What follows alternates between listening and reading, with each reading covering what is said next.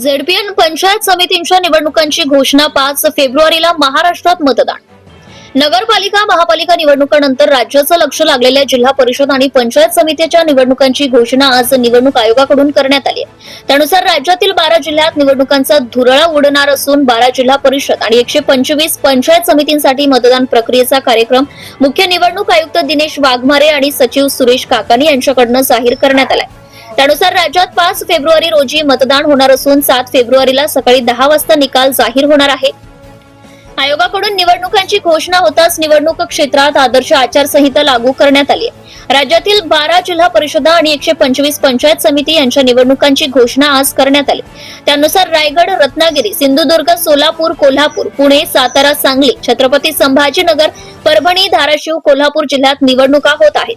उमेदवारी अर्ज स्वीकारण्यासाठी 16 जानेवारी ते 21 जानेवारी पर्यंत मुदत देण्यात आली आहे. आयोगाने निवडणुकीने घोषणा करताच 12 जिल्हा परिषदेत आचारसंहिता लागू होणार आहे. राज्यातील जिल्हा परिषद आणि पंचायत समितीच्या निवडणुकांबाबत महत्त्वाचा निर्णय सर्वोच्च न्यायालयाने दिलाय.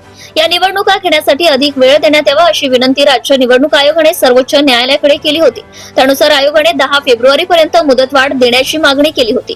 तर दुसऱ्या टप्प्यात इतर जिल्हा परिषद, स्थानिक स्वराज्य संस्थांमधील आरक्षण मर्यादा 50% वर गेलेल्या जिल्हा परिषदांची निवडणूक दुसऱ्या टप्प्यांमध्ये घेतली जाणार आहे. सर्वोच्च न्यायालयाने निवडणूक आयोगाला 15 दिवसांची मुदतवाढ दिल्याने आता 15 फेब्रुवारीपर्यंत जिल्हा परिषदा आणि पंचायत समितींच्या निवडणुकांचा कार्यक्रम पूर्ण करणे निवडणूक आयोगाला बंधनकारक ठरणार आहे. एकीकडे राज्यात 5 फेब्रुवारी रोजी महापालिका निवडणुकांसाठी मतदान होत असून 7 फेब्रुवारीला सकाळी 10 वाजता निकाल जाहीर होणार आहे. त्यामुळे महानगरांमध्ये निवडणुका संपताच ग्रामीण महाराष्ट्रात निवडणुकांची रणधुमाळी पाहायला मिळणार आहे. Subscribe now and press the bell icon. Never miss an update.